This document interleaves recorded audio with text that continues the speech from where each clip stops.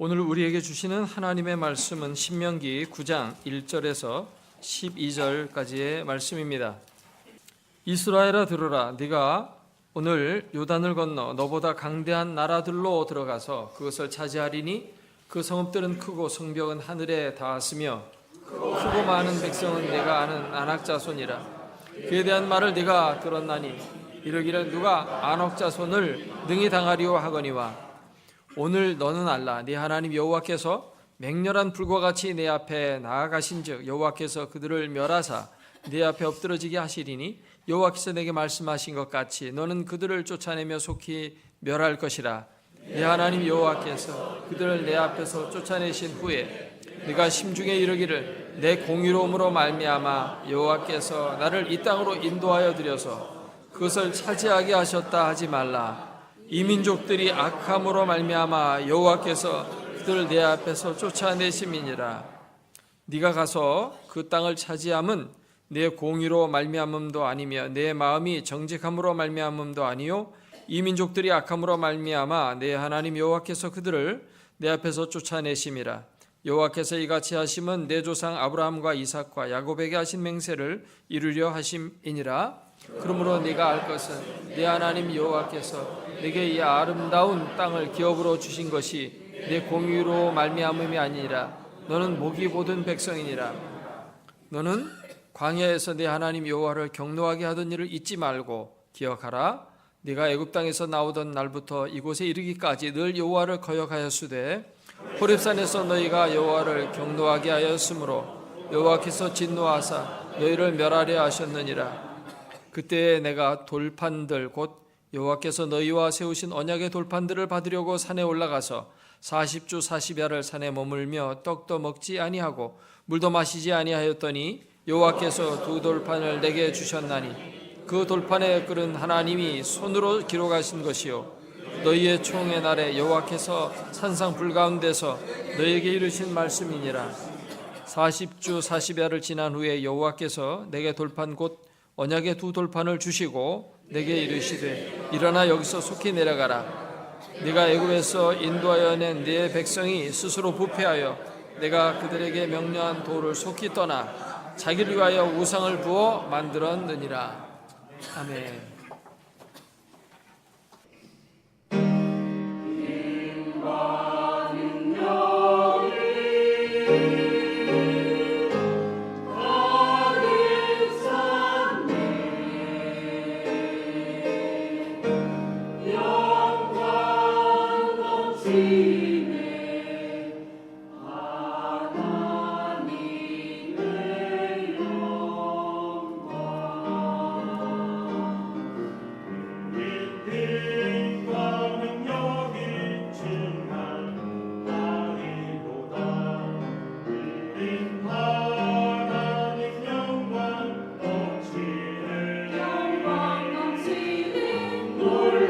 놀라우신 주님의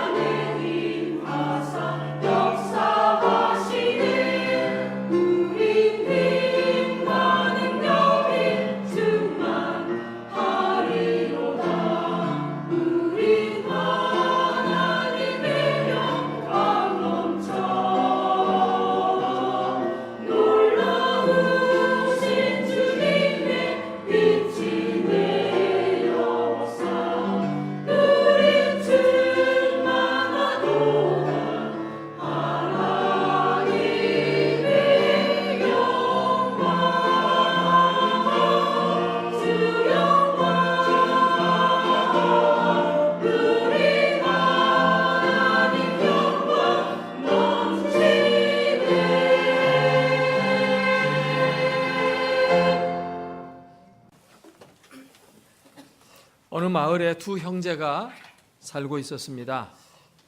동생이 성경을 읽다가 형에게 물었습니다.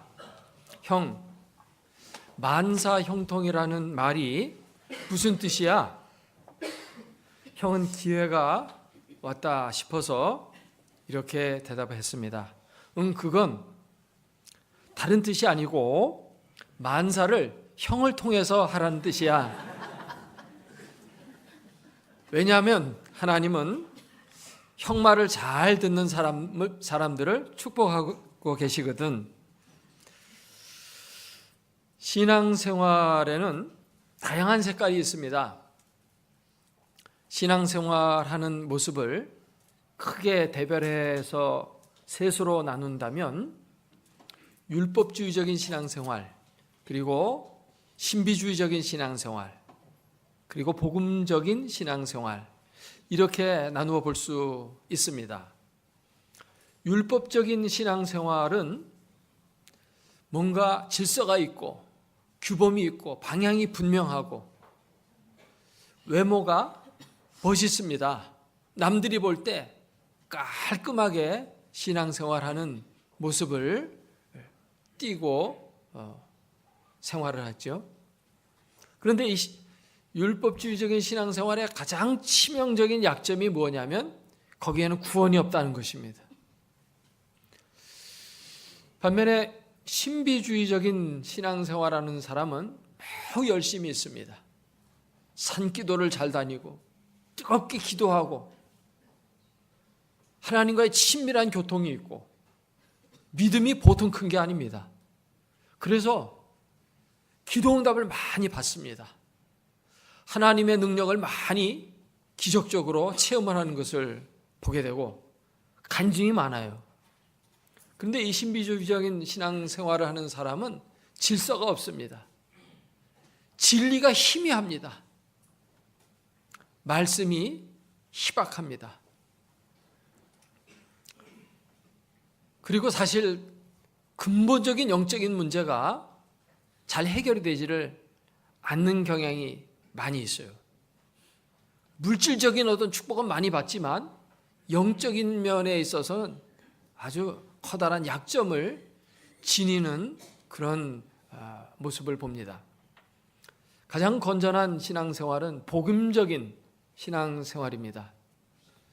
진리가 있고 질서도 있고 그러면서 은혜와 뜨거움이 있고 삶이 올바르고 하나님이 무엇보다 기뻐하시고 나의 삶에 즐거움이 있습니다. 이 복음적인 신앙생활을 하게 되면 그 안에 모든 문제가 다 해결이 돼요. 영적인 문제, 육신적인 문제 이런 것들이 잘 풀려지게 되는 것을 봅니다. 그래서 우리는 항상 복음을 알고 복음을 삶 속에서 살아내는 삶을 살아야 할 것입니다. 근데 이 복음적인 신앙생활에 흠이 있어요, 이것도. 그건 뭐냐면 사람이 게을러지기 쉽다는 것입니다. 하나님의 은혜를 의지하다 보니까 하나님께 모든 걸 맡기고 게을러져요. 또 뭔가 이루어지고 나면 정말 하나님의 축복이 많이 주어지는데 그런 것이 주어지고 나면 자만해지기가 쉽다는 것입니다. 이것은 복음이 갖고 있는 약점이 아니라 복음을 받아들인 사람이 갖고 있는 사람에게서 볼 수 있는 문제점이에요. 복음이라고 하는 것은 내가 아니고 주님이 중심이 되어지는 것입니다. 구원받은 것은 나의 공로 때문이 아니고 나의 의 때문도 아니고 오직 하나님의 은혜와 그 사랑 때문에 구원을 받게 된 것입니다. 내가 구원을 받은 것은 나의 노력이 아니라 오직 예수 그리스도의 대속적인 십자가 희생으로 말미암아 우리에게 주어진 값없이 주시는 은혜의 선물입니다. 그래서 복음을 믿고 복음을 따라서 살아가는 사람의 삶은 역시 노력으로 사는 삶이 아니라 은혜로 살아가는 삶을 살아야 됩니다. 뭔가 자기를 자꾸만 훈련시키고 자기 자신을 어떤 하나님의 뜻 가운데 서도록 하기 위해서 부단히 노력하면서 자기의 노력과 의를 의지하면서 살아가는 삶이 아니라 여전히 하나님의 도우시는 능력을 힘입어서 그 길을 가는 사람입니다. 오늘 말씀은 구약 성경의 말씀이지만 이 구약 성경 이 말씀 속에 복음이 무엇인지를 우리에게 알려주는 말씀이라고 하겠습니다.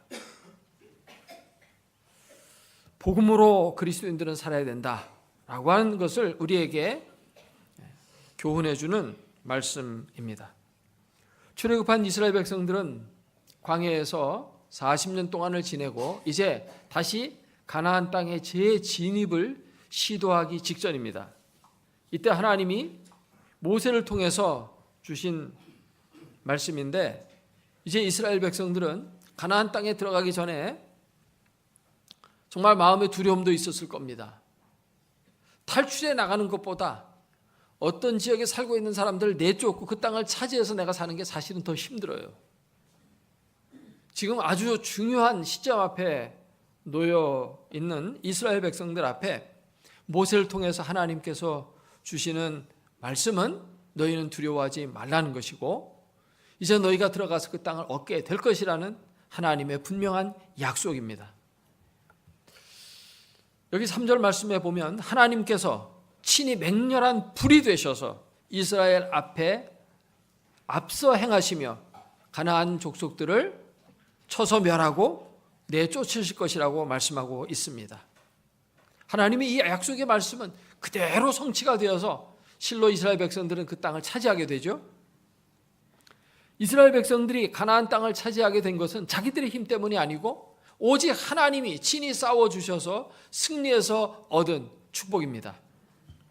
여리고성을 점령할 때도 투석기 한 방 쏘지 않고 그냥 성을 돌기만 했는데 성벽이 무너져 내리고 그 여리고성을 손쉽게 접수할 수가 있었습니다.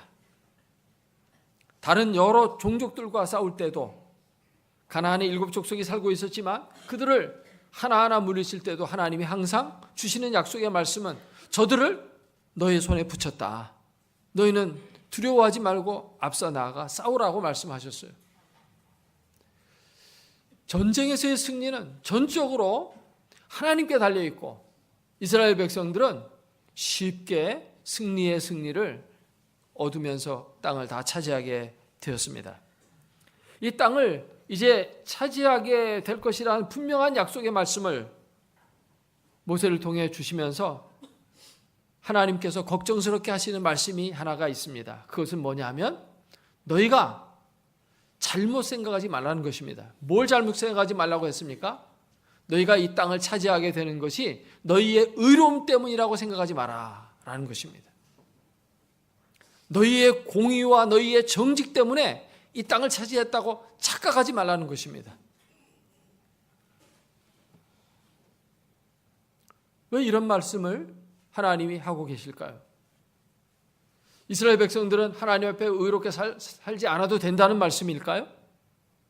아니면 그 땅을 차지하게 된 것이 너희가 싸워서 얻은 것이 아니고 다 내가 친히 싸워 주었기 때문에 그 공로를 너희가 가져가지 마라. 그 영광은 다 내 거니까 영광을 너희가 너에게로 돌리지 마라. 그런 의도에서 다시 말하면 하나님의 영광을 독차지하기 위해서 이런 말씀을 하셨을까요?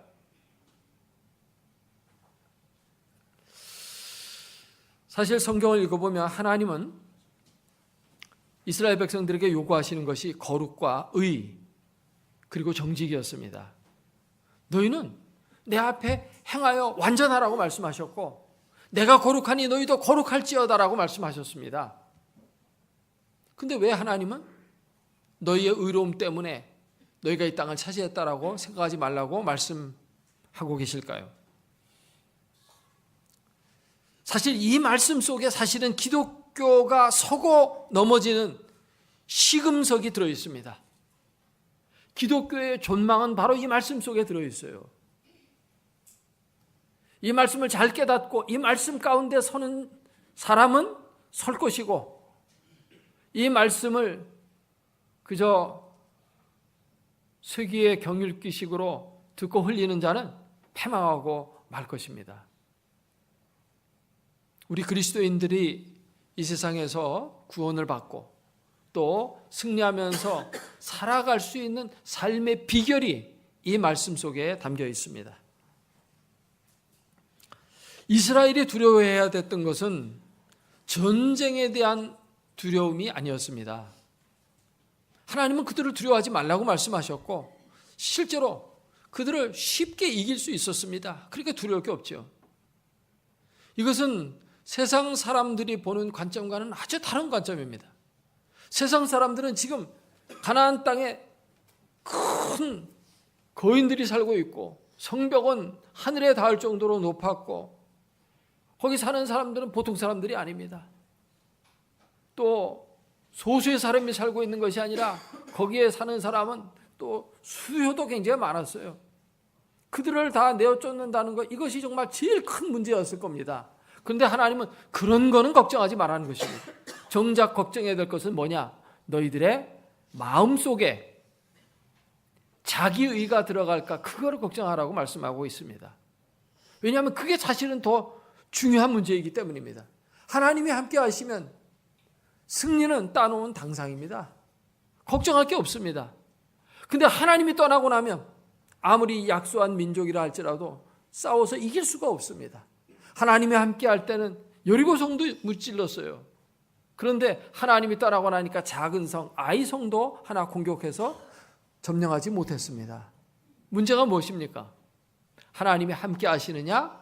하나님이 함께 하지 않느냐? 이게 제일 중요한 것입니다. 지금 이스라엘 백성들에게 하나님이 말씀하고 있는 내용은 바로 이것입니다. 너희가 의롭다 생각하지 마라. 왜요? 의롭다 생각하지 말라는 것은 의로워지지 않아도 된다는 뜻이 아니라 너희는 힘써 의롭게 살고 정직하게 살되 네 자신의 의를 자랑하거나 그것을 의지하지 말라는 것입니다. 왜냐하면 자기 의를 자꾸만 의지하게 되면 이것이 죄악으로 흘러가기 때문입니다. 하나님의 임재를 상실하도록 만들어 가기 때문입니다. 사람은 참 간사한 존재예요. 그래서 정말 힘들고 어려울 때는 하나님을 의지합니다. 하나님 제발 도와주세요. 하나님 제발 살려주세요. 이러거든요. 그러나 막상 거기서 뭔가 문제가 해결이 되고 승리를 얻게 되면 하나님을 잊어버리고 내가 했다라고 생각을 합니다. 내가 뭔가 노력했기 때문에, 내가 약을 먹었기 때문에, 내가 물 좋고 공기 맑은 데 가서 수련하면서 지냈기 때문에 병이 나았다. 내가 작전을 잘 짜서 싸웠기 때문에 내가 전쟁에서 승리했다. 자꾸 이렇게 생각해요. 그러면서 하나님께 돌아가야 될 영광을 자기가 가로채기 시작하고 자기를 위해서 공적비를 세우기 시작하는 겁니다. 아말렉과의 전쟁에서 하나님이 함께 하심으로 사울 왕에게 승리가 돌아갔습니다. 승리가 돌아가니까 사울 왕은 자기를 위해서 공적비를 갈멜산에다 세웠습니다. 그리고 전쟁에 대한 승리의 전리품 그거 다 멸질하라고 했는데 그걸 다 제가 챙기는 것입니다. 이게 사람이에요. 이게 우리들의 본성이 이런 것입니다. 이스라엘 백성들이 약속의 가나안 땅에 들어가서 점령하는 것 그건 쉬운 문제입니다. 이것은 하나님이 아브라함과 이삭과 야곱에게 주신 약속을 성취하기 위해서 하나님 그렇게 하신 거예요. 또 그 지역에 살고 있는 백성들이 악하기 때문에 하나님이 그들에게 심판을 내리시고 그들을 내쫓으신 거거든요. 그러니까 손쉽게 들어가서 그 땅을 차지한 거예요. 결코 이스라엘 자신이 의로워서 그 땅을 차지한 게 아니라는 것입니다. 그런데 그런 일들을 딱 행하고 나면 우리 숫자가 많아서 이겼다. 우리가 작전을 잘 짜서 이겼다. 우리의 무기가 좋아서 이겼다. 자꾸 그렇게 생각합니다. 그러면서 차츰차츰 하나님에게서 떠나버립니다. 자기가 들어가는 순간 하나님이 없어지고 하나님께 대한 불순종 그리고 하나님의 현존을 잊어버리는 것입니다. 그러나 하나님의 현존을 잃어버리는 그 순간 이제 하나님의 백성은 약해지기 시작하는 것입니다. 하나님의 백성이 세상 사람들과 다른 게 뭐가 있어요? 다른 게 하나도 없습니다. 다 똑같아요. 그런데 항상 승리했던 이유가 뭡니까? 이스라엘 백성이 계속해서 승리를 연승으로 이어오면서 가나안 땅을 점령한 이유가 뭐예요? 하나님 때문이거든요. 하나님 잃어버리고 떠나버리고 나면 가나안 땅에서 쫓겨난 7 족속들처럼 그들도 쫓겨날 수밖에 없어요. 자기의를 조심해야 됩니다. 자기의. 우리가 주변에서도 그런 걸 많이 봅니다. 뭔가를 이루고 나면 꼭 내가 했다 하며 자기 이름을 냅니다. 그리고 내가 했으니까 그 이권은 내가 가져야 된다는 욕심을 부립니다. 그리고 이제 그것은 내가 계속 죽을 때까지 그거는 내 거야. 내가 해야 된다. 권력을 잡았을 때도 권력을 잡고 나면 죽기 직전까지 권력을 놓지 않으려고 합니다. 어떻게 해서 뭔가 권력을 딱 잡으면 법부터 바꿉니다. 종신할 수 있도록 터키 대통령도 그렇게 바꿨죠. 중국 시진핑 주석도 그렇게 바꿨죠. 종신으로 해먹을 수 있도록. 이게 이제 서서히 부패로 가는 길입니다. 그게. 욕심이 들어가는 거예요. 모세는 이것이 하나의 이론이 아니다. 이것은 삶의 실제다. 이런 걸 말하면서 역사적 사건을 지금 다시 상기시켜 주고 있습니다. 오늘 말씀 6절부터 보면 그 얘기가 쭉 나와요. 그러므로 네가 알 것은 네 하나님 여호와께서 네게 이 아름다운 땅을 기업으로 주신 것은 내 공의로 말미암음이 아니다. 너는 목이 곧은 백성이니라. 완고하고 교만하다 이거죠. 너는 광야에서 네 하나님 여호와를 경노하게 하던 일을 잊지 말고 기억하라. 네가 애굽 땅에서 나오던 날부터 이곳에 이르기까지 늘 여호와를 거역하였으되 호렙산에서 너희가 여호와를 경노하게 하셨느니라. 모세가 시내산에 올라가서 하나님과 깊이 교통하면서 십계명을 받고 내려오는 그 짧은 기간 동안에 저들은 뭐 했습니까? 밑에서 금송아지 우상을 만들어 놓고 그 앞에 숭배했습니다. 죄 짓는 일에 얼마나 빠른지 모릅니다. 조금만 틈을 주면 바로 거기 마귀가 그 속에 들어와요. 그래서 금방 죄악으로 달려가는 것입니다. 이게 연약한 인간이에요. 그렇기 때문에 자만해서는 안 된다는 것입니다. 자만하는 순간 넘어지는 거예요. 나의 의로움 때문에 이 땅을 차지했다 생각하는 순간 그냥 넘어지는 거예요. 바리새인과 서기관들과 율법주의자들이 다 넘어지고 그들이 실패했던 이유가 무엇입니까? 자기 의에 빠졌기 때문입니다. 이 땅에 찾아오신 하나님을 알아보지도 못하고 하나님을 오히려 십자가에 못 박아 죽게 만든 자들이 바로 이런 자들이죠. 우리는 겸손해야 됩니다. 성경에 보면 선줄로 생각하는 자는 넘어질까 조심하라고 했습니다. 우리 같이 복창해 볼까요? 선줄로 생각하는 자는 넘어질까 조심하라. 신앙생활은 형통할 때보다 불통할 때 더 잘 이루어집니다. 어렵고 힘들 때 하나님을 더 찾아요. 근데 편안하고 이게 모든 것이 형통하게 잘 돌아가면 금방 하나님 잊어먹어요. 평안하고 잘 사는 게 그게 목적이 아니에요. 하나님을 모시고 사는 게 목적입니다. 그래서 그 하나님과 더불어서 하나님의 나라를 이 땅에 이루어가는 게 인생의 목적이 되어야 되는데 그 목적이 상실되어져 버리거든요. 이것이 문제가 된다고 하는 것입니다.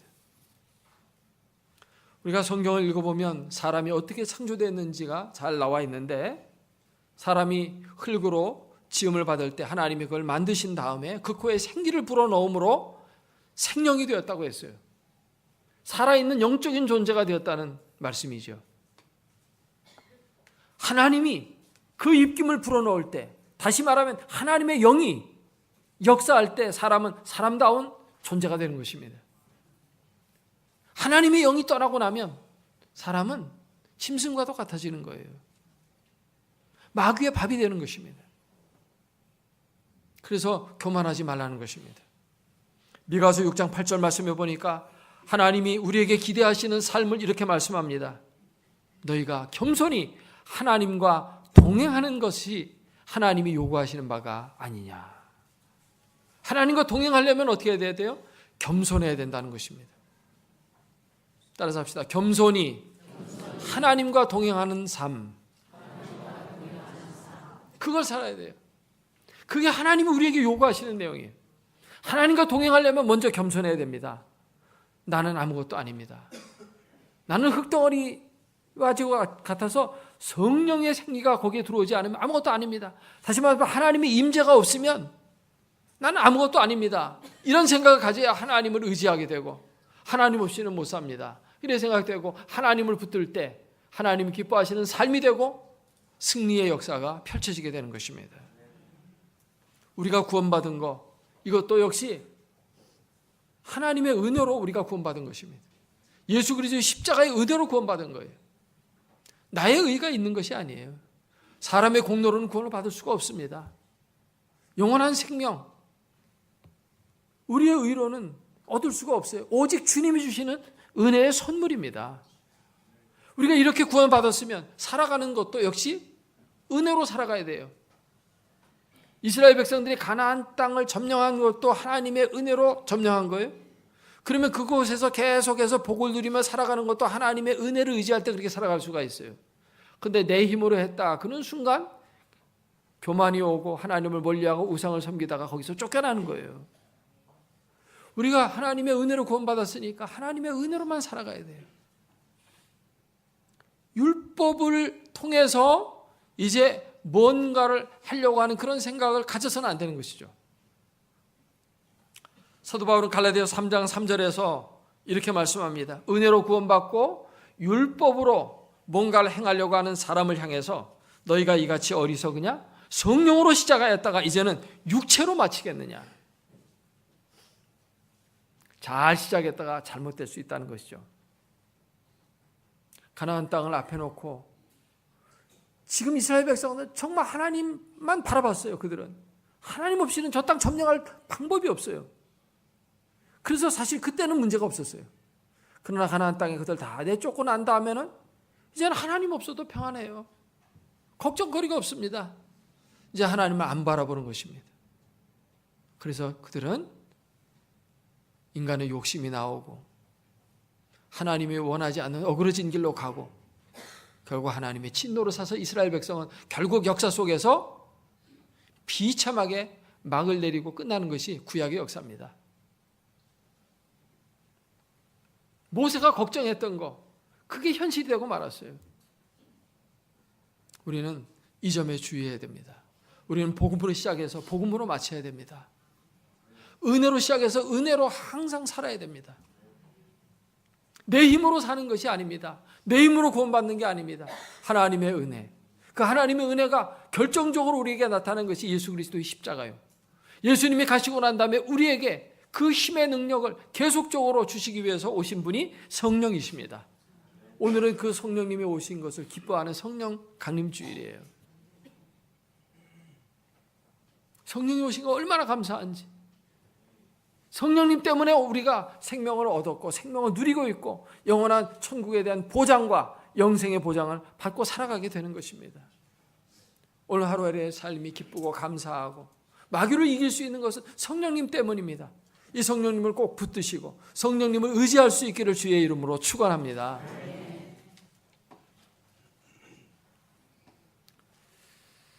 역사적으로 가장 겸손했던 사람 중에 한 사람이 성 프랜시스라고 합니다.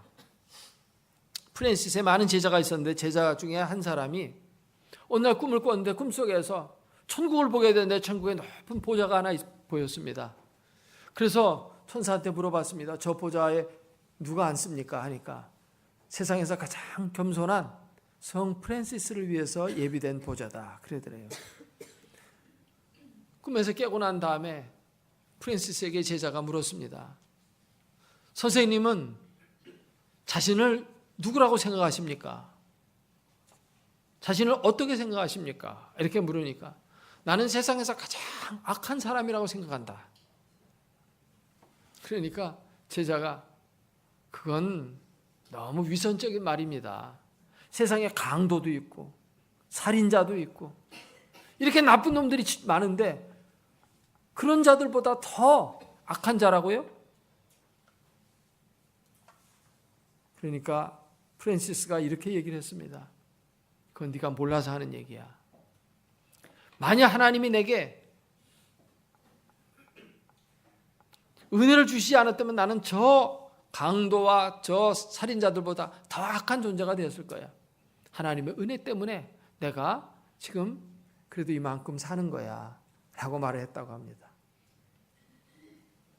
만약 내게 주신 은혜를 저 살인자와 강도에게 주었다면 저들은 나보다 훌륭한 사람들이 되었을 거라고 이렇게 하나님께 영광을 돌렸고 자기 자신을 낮추었습니다.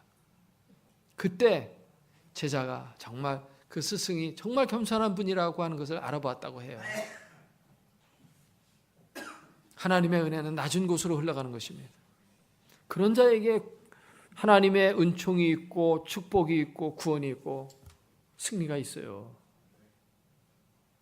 이게 기독교예요. 이게 복음입니다. 오늘은 성령 강림 주일이자 교사 주일 또는 스승의 주일이라 하는데 기독교 교육의 가장 중요한 요소가 뭐냐면 바로 성령님이십니다. 성령님이 없으면 기독교 교육은 성립하지 않아요. 아무리 성경을 열심히 준비해서 가르친다 할지라도 성령이 역사하지 않으시면 그 영혼을 타치할 수가 없습니다. 영혼이 변화되지 않는 기독교 교육은 세상 교육과 다를 바가 없어요. 이 성경을 서양 사람들도 막 서양 동서양 복음을 막론하고 다 이렇게 많이 읽거든요. 왜요? 교양 차원에서 읽는 겁니다. 교양 차원에서. 지식적으로 아는 거예요. 그래도 성경을 알고 이렇게 텔레비전을 이렇게 보다 보면 거기에 뭐 사회자들이 성경에 대한 이야기를 가끔 인용을 해요.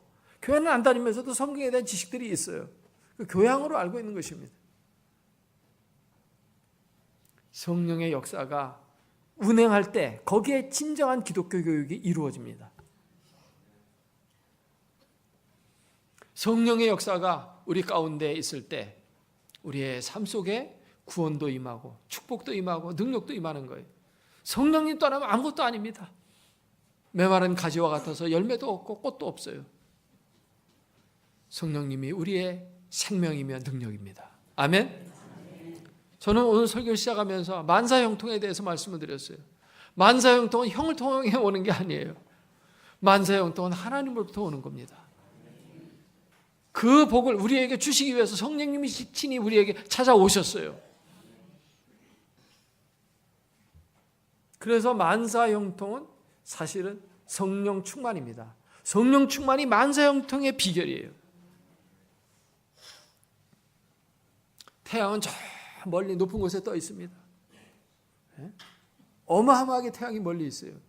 그래도 그 태양이 멀리 있다고 그래가지고 우리가 그 빛을 보지 못하고 그 열기를 느끼지 못하지 않죠. 우리가 밖에 나가면 태양의 밝은 빛을 볼 수 있고 그 따뜻한 태양을 열기를 우리가 느낄 수가 있습니다. 하나님은 높고 높으신 분이십니다. 감히 우리가 가까이 할 수 없는 분이에요.